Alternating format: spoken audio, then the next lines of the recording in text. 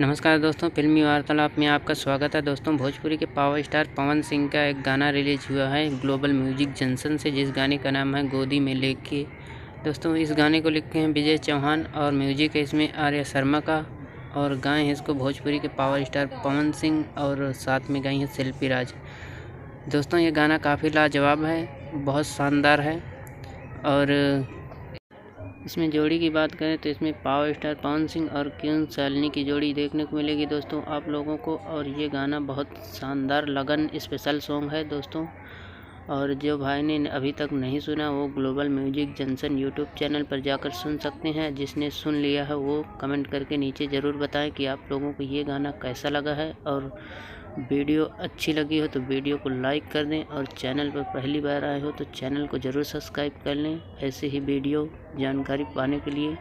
जय हिंद, धन्यवाद दोस्तों।